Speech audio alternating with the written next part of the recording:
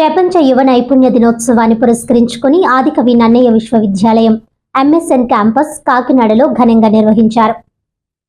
ఈ సంవత్సరం 2025లో ప్రపంచ యువ నైపుణ్య దినోత్సవం 10వ వార్షికోత్సవాన్ని జరుపుకుంటోంది. ఈ కార్యక్రమంలో campus principal professor S Prashanti Sri మాట్లాడారు. ప్రస్తుత డిజిటల్ యుగంలో విద్యార్థులు సాంకేతిక నైపుణ్యాలతో పాటు అనుబంధ సామర్థ్యాలను కూడా అభివృద్ధి చేసుకోవడం ఎంతో అవసరం. మన విశ్వవిద్యాలయం విద్యార్థులను విద్యతో పాటు నైపుణ్య ప్రాతిపదికన కూడా మెరుగుపరిచే కార్యక్రమాలను నిర్వహిస్తోందని అన్నారు. ఈ సందర్భంగా అసిస్టెంట్ ప్రొఫెసర్లు రాధా మాధవి మరియు మనోజ్ దేవా విద్యార్థులతో ముఖాముఖి జరిపి వారి భవిష్యత్ కెరీర్ల కోసం ఏ నైపుణ్యాలు అవసరమో చర్చించి తగిన మార్గదర్శనం అందించారు. ఈ కార్యక్రమంలో విద్యార్థులు చురుకుగా పాల్గొని తాము కోరుకునే రంగాలలో నైపుణ్యాభివృద్ధి కోసం విలువైన అంశాలను తెలుసుకున్నారు. యువతకు నైపుణ్యాభివృద్ధి నిరంతర సాధన ద్వారా మెరుగైన ఉపాధి అవకాశాలు కల్పించేందుకు కృషి చేస్తాయని తెలిపారు. యానిమల్స్ చనిపోతున్నాయి, ఇలా రకరకాల ఇబ్బందులు మనం పడుతూనే ఉన్నాం. కానీ ప్లాస్టిక్ కి మనం 110% అట్రాక్ట్ అవుతూ ఉంటాం కదా. కలర్ కి అట్రాక్ట్ అవుతాము.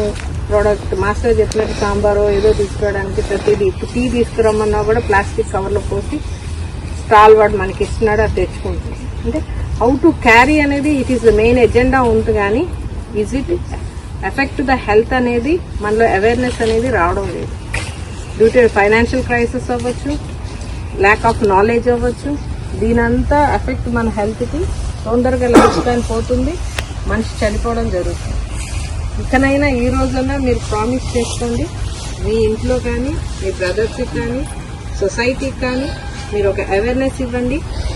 ప్లాస్టిక్ని అవాయిడ్ చేయడమే మన యొక్క టాస్క్ అనేది మీరు తీసుకోండి లైఫ్లో. ఎందుకంటే ప్రతిదీ మనం ఏంటి టేక్ ఇట్ ఈజీ పాలసీ మంది. రేపేం జరుగుతుందిలే, ఇవాళ ఏం జరుగుతుందిలే అన్న సిస్టమ్తో మన లైఫ్ వెళ్తూ ఉంటుంది.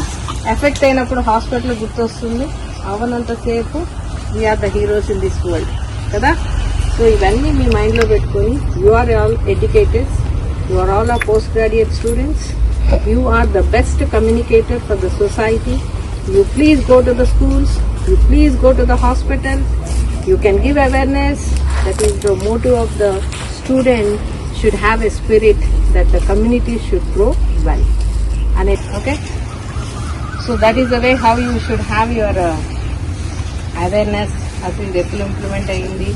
So maaku paper untadi environmental literature, అది మైలమ్మ కోకోకోలా కంపెనీలో అప్పట్లో యుద్ధం చేసి ఆవిడ ఆ కోకోకోలా కంపెనీ వల్ల వాటర్ నీళ్ళలో కంటామినేట్ అయ్యి తమిళనాడు గవర్నమెంట్ కూడా పెద్ద ఫైట్ చేసింది అనేది మీకు అందరికీ తెలుసు.